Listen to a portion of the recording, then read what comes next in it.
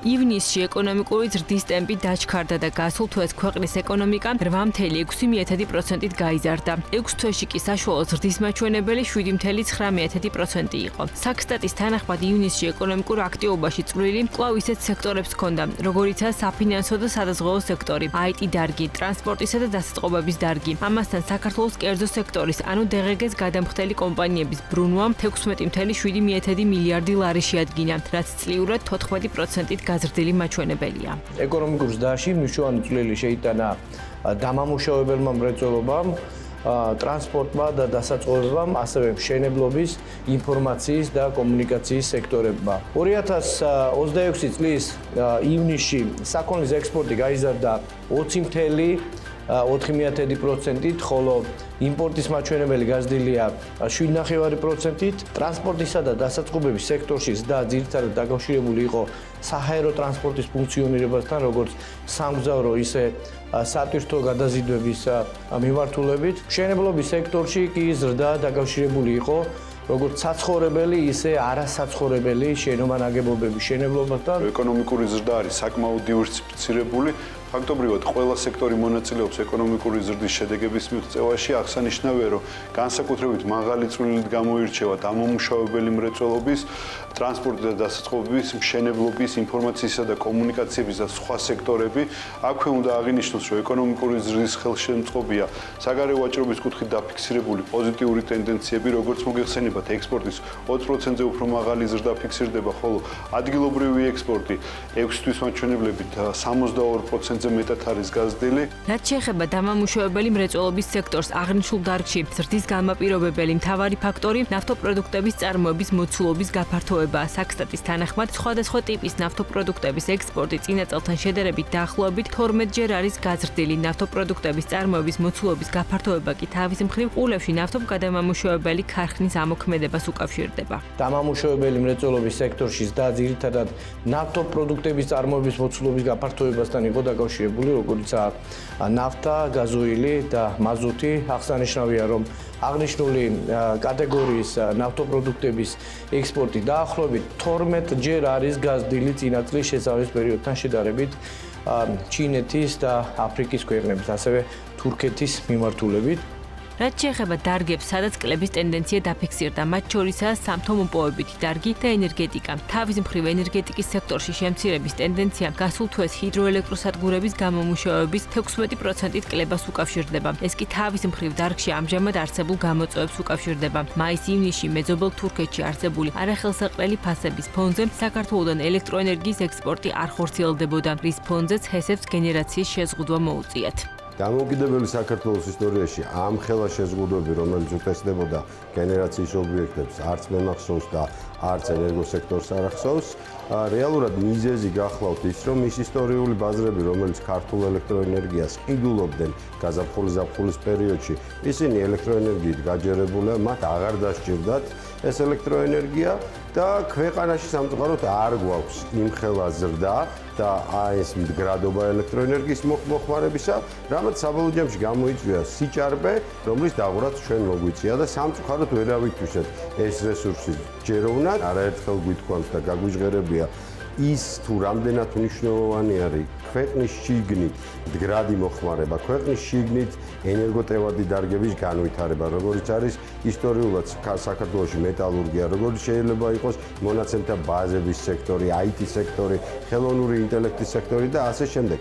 ეკონომისტების ნაწილის შეფასებით კი მიუხედავად მაღალი ზრდის ტემპის შენარჩუნებისა, კვლავ ისმის კითხვა, რამდენად მდგრადია საქართველოს ეკონომიკური ზრდა, რომელიც მეტწილად გარე ეფექტებზეა დამოკიდებული. სპეციალისტების შეფასებით, ქვეყნის ეკონომიკა კვლავ მნიშვნელოვნადაა დამოკიდებული რუსეთ-უკრაინის ომის შედეგად გამოწვეულ ეფექტებზე. ამასთან კვლავ ისმის კითხვა, რიგ დარგებს, მათ შორის მაგალითად IT სექტორს, რა რეალური გავლენა აქვს ქვეყნის ეკონომიკასა და მოსახლეობის კეთილდღეობაზე.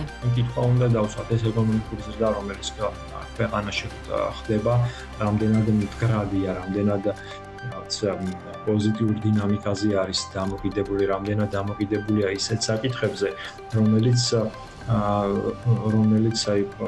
რეალურად, რომლის შედეგით შემდეგ რეალურად ნაწილდება საქართველოს მოქალაქეებზე. ჩვენი ეკონომიკური ზრდა ამ ეტაპზე კვლავ მიმაგრებული არის რუსეთსა და უკრაინას შორის მიმდინარე საომარი მოქმედებებიდან გამოწვეულ შედეგებს. მეორე კითხვა რაც უნდა დავსვათ, ეს არის თუნდაც იგივე პრაგმატიზმიდან გამომდინარე, რამდენად პრაგმატულია, რომ ასეთ დროებით მოვლენებს დავაფუძნოთ ჩვენი ეკონომიკური ზრდა და რატომ არ შეიძლება რომ ეს ეკონომიკური ზრდა მივამაგროთ უფრო ძირეულ ეკონომიკურ რეფორმებს, ან უფრო ძირეულ ეკონომიკურ საკითხებს. საქსტატის თანახმად ივნისში 7049 ახალი საწარმო დარეგისტრირდა, რაც წლიურად 13.7%-ით გაზრდილი მაჩვენებელია.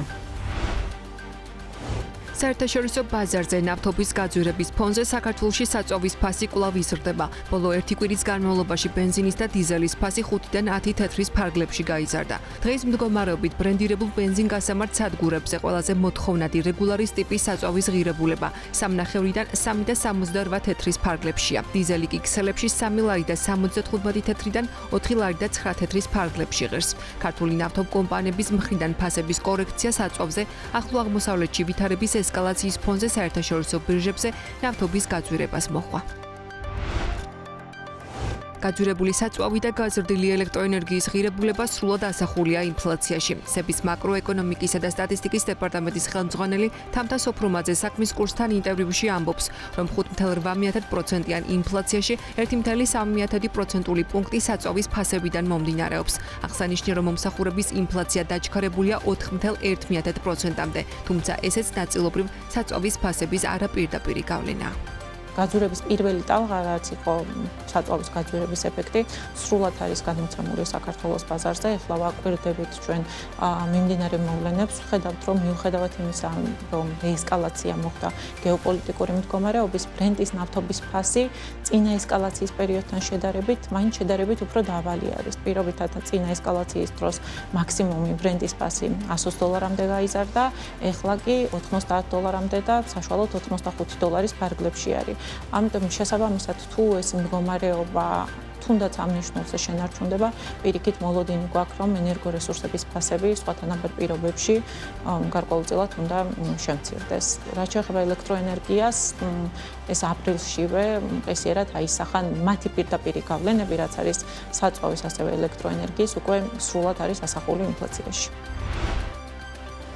რეზერვების შევსება ერთ-ერთი ფაქტორია, რაც ხელს უწყობს ლარის კურსის გამყარებას, ასე პასუხობს სების მაკროეკონომიკისა და სტატისტიკის დეპარტამენტის უფროსი საზოგადოებაში გავრცელებულ მოსაზრებას იმის შესახებ, რომ სების რეზერვების დაგროვების პოლიტიკა ლარის გამყარებას უშლის ხელს. თამთა სოფრომაძის განმარტებით პირიქით მაღალი რეზერვები მაკროეკონომიკური სტაბილურობის გარანტია, რაც აუმჯობესებს ქვეყნის საკრედიტო რეიტინგებს, ზრდის ინვესტორების ნდობას და ხელს უწყობს კაპიტალის შემოდინებას, რაც ფუნდამენტურად ამყარებს ლარს.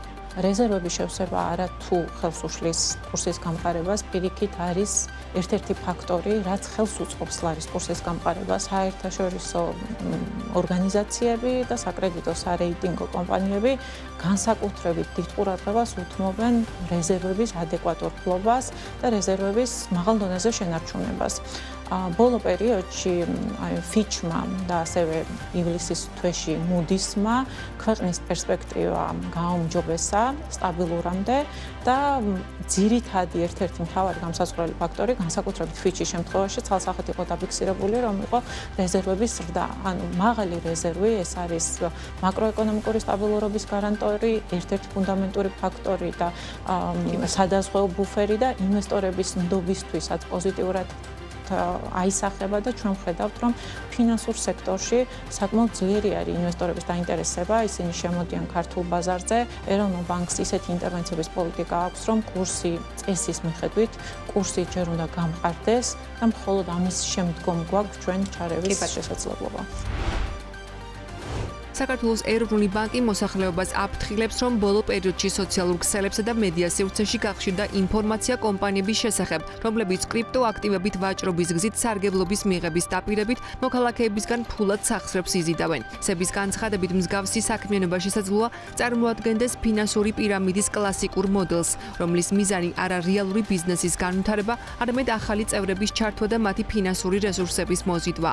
საქართველოს ეროვნული ბანკი აფრთხილებს მოსახლეობას საკუთარი თანხების დაბანდებამდე მათი დაკარგვის რისკის თავიდან აცილების მიზნით აუცილებლად გამოიჩინონ განსაკუთრებული სიფრთხილე. უპირველეს ყოვლისა წინასწარ მოიძიონ ინფორმაცია კომპანიის სანდოობის და საქმიანობის, ასევე მისი გადამხდელ უნარიანობის შესახებ. ასევე გაარკვიონ რეგულირდება თუ არა მსგავსი კომპანია რომელიმე უწყების მიერ. მოქალაქეებს მიკროსაფინანსო ორგანიზაციებში 1.57 მიასედი მილიარდი ლარის ოქროული და სხვა ძვირფასეულობა აქვთ ჩადებული. ამის შესახებ მიკროსაფინანსო ორგანიზაციების მიერ სეფში წარდგენილი ფინანსური მაჩვენებლებიდან ირკვევა. მიკროსაფინანსო ორგანიზაციებისთვის სალომბარდე კრედიტები ყველაზე შემოსავლიანი სეგმენტია. სწორედ ამიტომ აღნიშნული პორტფელი წლიურად 33%-ით, ანუ 426 მილიონი ლარით გაიზარდა და მილიარდ 72 მილიონ ლარს მიაღწია, რაც მთლიანი სასესხო პორტფელის 79%. გარდა მილიარდ 48 მილიონი ლარის ღირებულების ოქროსი და ძვირფასეულობისა მისოებში კრედიტის უზრუნველყოფის სახით 118 მილიონი ლარის ღირებულების ავტომობილები და 6.8 მილიონი ლარის ღირებულების უძრავი ქონებაა დაგირავებული. ფინანსური ანგარიშის თანახმად მისოებმა 2026 წლის პირველ ნახევარში 287 მილიონი ლარის საპროცენტო შემოსავლები მიიღეს, რაც წლიურად 53%-ით გაზრდილი მაჩვენებელია. შემოსავლების ზრდა ძირითადად დაკავშირებულია სალომბარდე კრედიტებთან, რადგან ამ სეგმენტიდან მიღებულმა საპროცენტო შემოსავლებმა 195 მილიონი ლარი შეადგინა, რაც წლიურად 54%-ით არის გაზრდილი. აღნიშნულზე მნიშვნელოვნად მოქმედებს ოქროს ფასის ზრდაც, რაც მისოებში დაცული ძვირფასეულობის ღირებულებას კიდევ უფრო ზრდის. არასერიოზულია იმის მტკიცება, რომ ცალკე აღებულმა ენერგოპრო ჯორჯიას ხაზმა შესაძლოა ქვეყნის სრული გათიშვა გამოიწვიოს. ენერგოპრო ჯორჯია ელექტროენერგიის სისტემურ გათიშვასთან დაკავშირებით საკითხის შემსწავლელი სემეკის კომისიის პირველად შეფასებას ეხმაურება, სადაც ელექტროენერგიის გათიშვის ერთ-ერთ მიზეზად ენერგოპრო ჯორჯიას კუთვნილი 100 კილოვოლტიანი ხაზი გეგუთი დასახელდა. ენერგოპრო ჯორჯია ჰოლდინგის დირექტორთა საბჭოს თავმჯდომარე მიხეილ ბოცვაძე აცხადებს, რომ გამანაწილებელი კომპანიის რომელიმე ხაზის გათიშვამ ვერ და არ უნდა გამოიწვიოს ქვეყნის გადაყვანა ავტონომიურ რეჟიმში. მეზობელ ქვეყანასთან არსებული პარალელური რეჟიმიდან ჩახსნა და ქვეყნის სრული გათიშვა. მისივე განმარტებით ყოველწლიურად 10-ობით და შესაძლოა 100-ობით გათიშვაც კი დაფიქსირდეს კომპანიის კუთვნილ მაღალი ძაბვის ხაზებზე, მაგალითად გასული 18 თვის განმავლობაში იმავე რეგიონში არსებული ხაზები 11 ჯერ გაითიშა, თუმცა ამას არ გამოუწვევია 11 ეგრეთ წოდებული ბლეკაუთი და არც უნდა გამოეწვია. საგულისხმოა, რომ 32 საათის განმავლობაში დაფიქსირდა 2 ბლეკაუთი, თუმცა მეორე შემთხვევაში ენერგოპრო ჯორჯიას ხაზი ვერსიადაც კი არ სახელდება.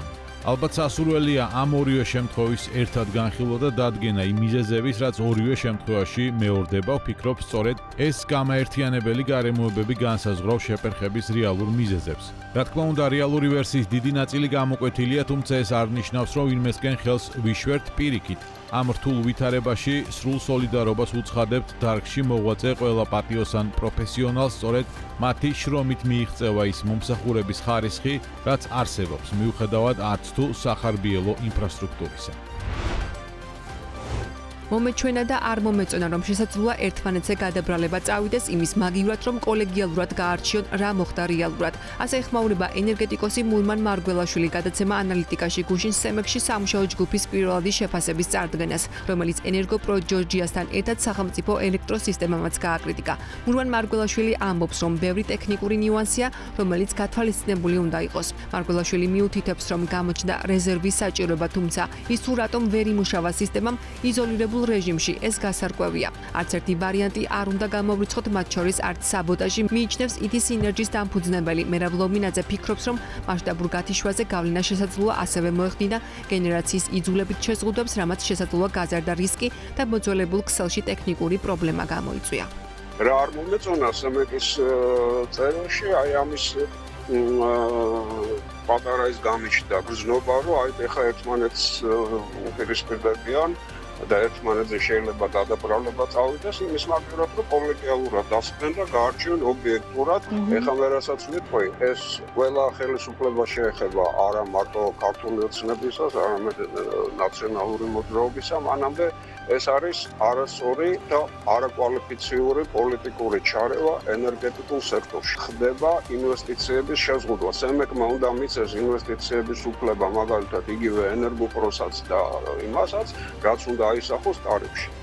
როდესაც ეს არ ხდება, შესაბამისად ენერგეტიკული სისტემის ტექნიკური მდგომარეობაც არის უარესი, ვიდრე შეიძლებოდა ყოფილიყო. ყველა ის შეფასება, რომელიც ჩვენ დღემდე მოვისმინეთ, მას გააჩნია ვალიდური საფუძველი, რომ ესა თუ ის ყოფილიყო ამ ასე ვთქვათ პრობლემის და ამ ინციდენტის მიზეზი, თუმცა მე ვიტყოდი, რომ აუცილებელი არის დეტალური ანალიზი გაკეთო. მე ხაზგასმით მინდა კიდევ ერთი რამ ვთქვა, რომ წელს გვაქვს პირველი წელი, როდესაც ჩვენ ხელოვნურად და ამ მასშტაბით ვერევით გენერაციის ობიექტების შეზღუდვაში, რაც თავის ზეგავლენას ქმნის რეჟიმებზე ჩვენს ქართულ ენერგოსისტემაში.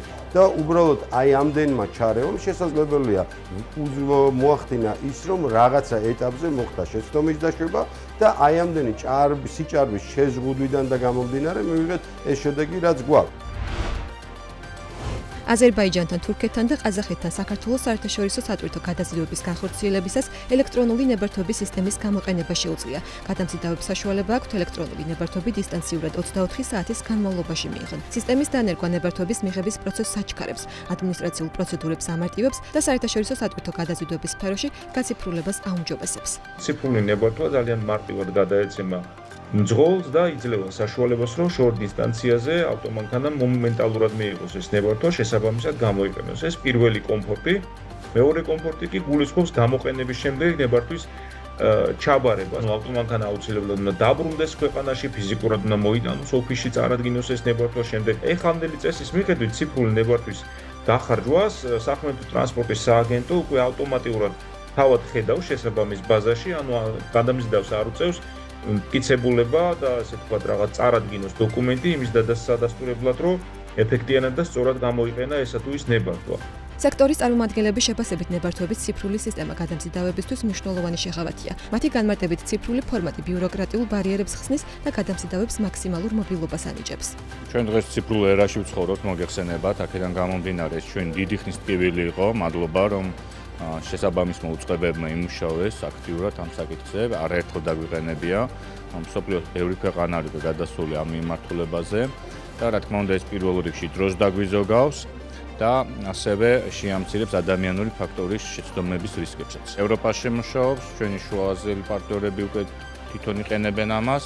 ამ კუთხით ფროდის ნიშნების ესე ვთქვათ ელიმინაცია შესაძლებელი არის.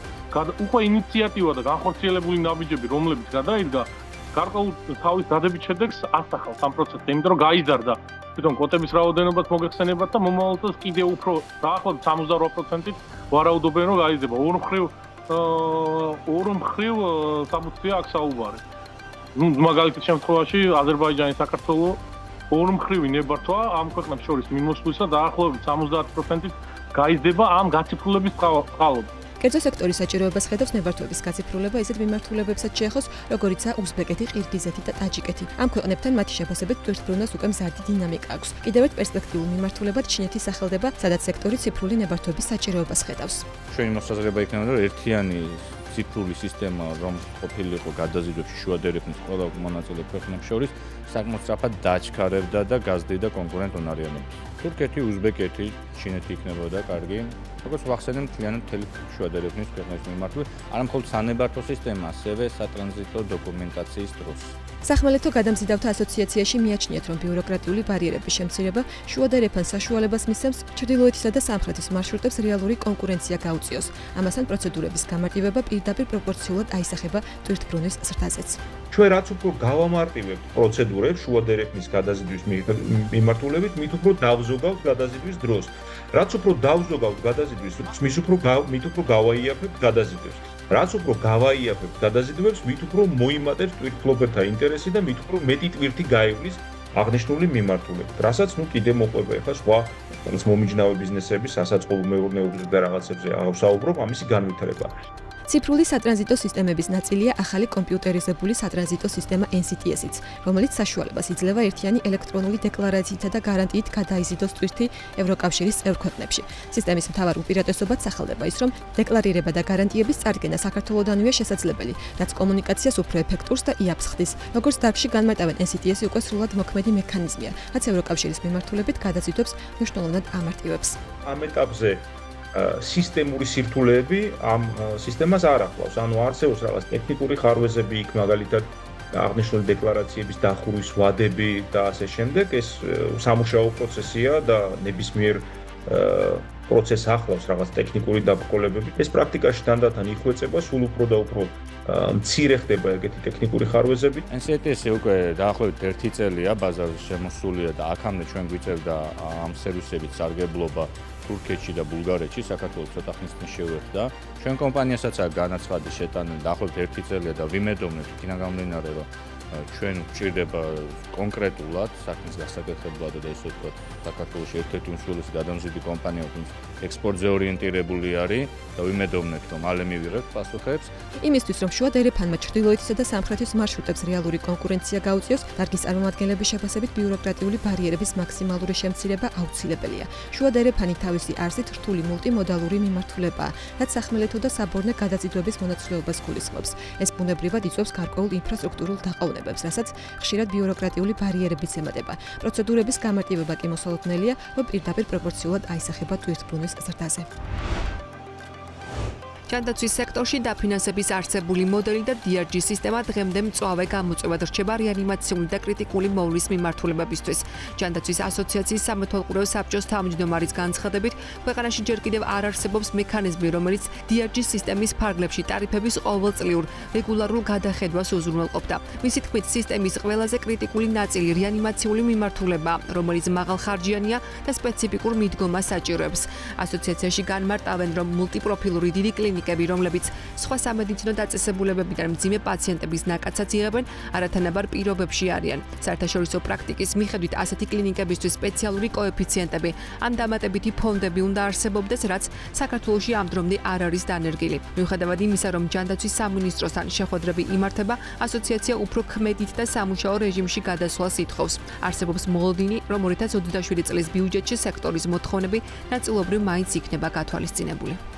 ძალიან დიდი იმედი გვაქვს რაღაც ბოლო შეხვედრებიდან გამომდინარე, რომ შემდეგი წლის ბიუჯეტში იქნება თანხობრივადაც რაღაცები გათვალისწინებული იყოს. აქ არ არის საუბარი მხოლოდ იმაზე, ეს ტარიფი უნდა გაიზარდოს თუ არ გაიზარდოს, აქ გადასაწყვეტია თვითონ რეანიმაციული საწოლების რაოდენობის საკითხი და საჭიროების და შესაბამისი რაოდენობის საკითხი, გადასაწყვეტია მულტიპროფილური დიდი კლინიკების საკითხი, იმიტომ რომ როგორც წესი ასეთი კლინიკებზე მოდის მთელი დატვირთვა და სხვა კლინიკებიდან გადაყვანა ამავე დროს, მაგრამ ეს აბსოლუტურად არ აისახება რაიმე ფორმით ან ანაზღაურების ტარიფში, ან რაც თქვა საერთაშორისო გამოცდილებაა, რომ ასე ვთქვათ, სელექტიურობის პრინციპით მრავალპროფილური ისეთ კლინიკებში, სადაც კრიტიკულად მძიმე პაციენტების გადაყვანა ხდება სხვა კლინიკებიდან და არა მხოლოდ გარედან შეყვანა, როგორც წესი, ან სხვა კოეფიციენტი აქვთ, ან რაღაცა კიდე დამატებითი ფონდები არსებობს იმისთვის, რომ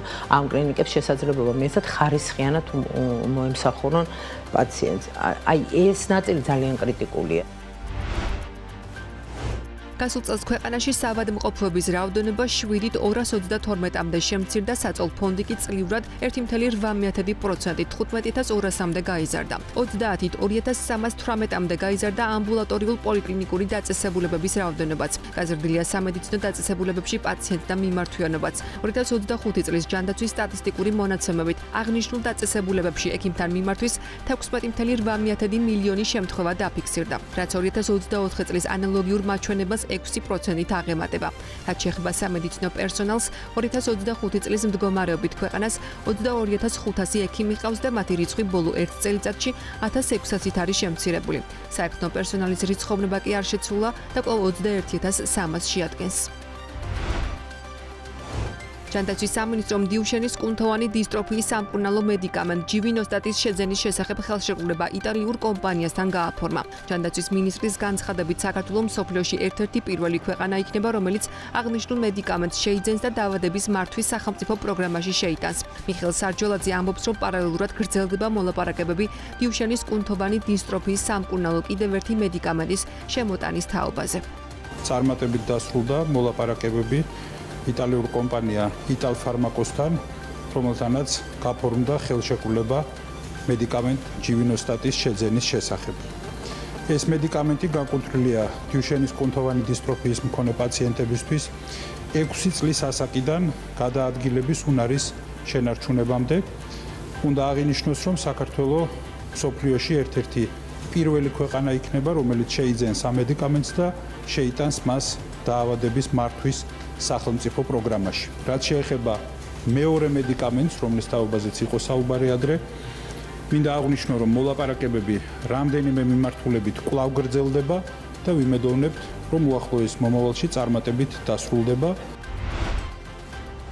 განათლების მეცნიერებისა და ახალგაზრდობის მინისტრის მოადგილის ინფორმაციით, სახელმწიფო უნივერსიტეტებში სწავლა უფასოა და პირველი 2 სემესტრის განმავლობაში სტუდენტის სწავლის საფასურს სრულად და უპირობოდ ფარავს სახელმწიფო. ხოლო იმისთვის, რომ სტუდენტმა 100%-იანი დაფინანსება შეინარჩუნოს, უნდა დააგროვოს კრედიტების 80%-ზე მეტი. ანუ სემესტრში ჩასაბარებელი შეიძლება დარჩეს მხოლოდ 1 საგანი. სამინისტროს მიერ გავრცელებულ კომენტარში ის აღნიშნავს, რომ თუ სტუდენტმა ვერ აითვისა 80%-ზე მეტი, სახელმწიფო მას გადაუხდის საფასურის 50%-ს. იმ შემთხვევაშიც კი თუ სტუდენტი მესამე სემესტრიდან მხოლოდ 1 საგანში ვერ მიიღებს კრედიტს, მაგრამ მომდევნო სემესტრში ყველა კრედიტს დააგროვებს, სრული დაფინანსება კვლავ აღუდგება. მინისტრის მოადგილე განმარტავს, რომ აქ საუბარი არ არის სწავლის შედეგებზე, აკადემიურ მიღწევებსა და ქულებზე. საუბარია მხოლოდ საკმარისი კრედიტების დააგროვებაზე. საგანში 51 ქულიანი ბარიერის დაძლევის შემთხვევაში იგულისხმება, რომ სტუდენტს კრედიტი უკვე მოპოვებული აქვს. თბილისში თავისუფლების მოედნის მიმდებარედ სახელმწიფო ქონება აუქციონზე 14.1 მილიონ ლარად საინვესტიციო ვალდებულებებით იყიდება. ამ შენობაში გასულ წლამდე ნატოსა და ევროკავშირის შესახებ საინფორმაციო ცენტრის ოფისი მდებარეობდა, რომელიც 2025 წელს გაუქმდა. აუქციონის თანახმად საპრივატიზებო ობიექტი ნინო რამიშვილის ქუჩა ნომერ 12-ში მდებარეობს. 674 კვადრატული მეტრი არასასოფლო სამეურნეო დანიშნულების მიწის ნაკვეთი და მასზე განთავსებული ნომერ 1, 2, 3, 4 და 5 შენობა ნაგებობა და მოძრავი ქონება. სახელმწიფო ქონების ეროვნული სააგენტოს მიერ გასაყიდად გამოტანილი ობიექტის საწყისი ფასი 14 მილიონი ლარია, ვაჭრობის ბიჯი 10.000 ლარი, საგარანტიო თანხა კი 1.4 მილიონი ლარი. შენობას მინიჭებული აქვს კულტურული მემკვიდრეობის უძრავი ძეგლის სტატუსი. ქონების საპრივატიზებო პირობაა მაქსიმუმ 4 წლის ვადაში მინიმუმ 5 მილიონი ლარის ინვესტიციის განხორციელება და ტერიტორიაზე ბიზნეს ობიექტის, სასტუმროს, ოფისის, სავაჭრო ან კლუბის სივრცის ამოქმედება. ახალი მფლობელი ვალდებულია შესაბამისი ნასყიდობის ხელშეკრულების გაფორმებიდან არაუმეტეს 1 თვის ვადაში საქართველოს კულტურული მემკვიდრეობის დაცვის ეროვნულ სააგენტოსთან, თბილისის მუნიციპალიტეტის მერიასთან საპრივატიზებო უძრავი ქონების თაობაზე ძეგლის მოვლა პატრონობის ხელშეკრულება გააფორმოს.